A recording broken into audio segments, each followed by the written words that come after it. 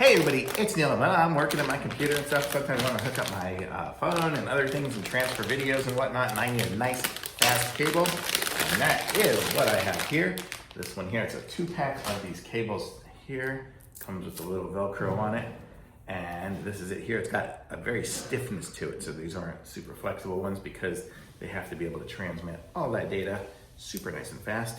So that's what's good about this. You're never gonna find a super flexible one. If you do, you're probably not gonna get the good speed you want. So this is it here. So I'll just plug it into my computer, which I have, and then I can plug it into my phone, which happens to be what I'm recording with.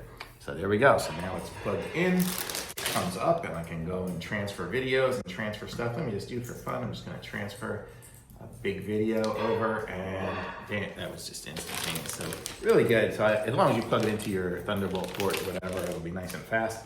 So it does 40 gigabits, so that's like ridiculously fast. And it'll do 240 watts. So if you're using it for charging or something like that, if I'm charging my MacBook with it, I could charge it crazy fast. I mean, I don't think my charger is only 65 watts. So this will be able to take full advantage of everything with that. So these are great cables, super powerful, super nice, and I will be using them. Thumbs up.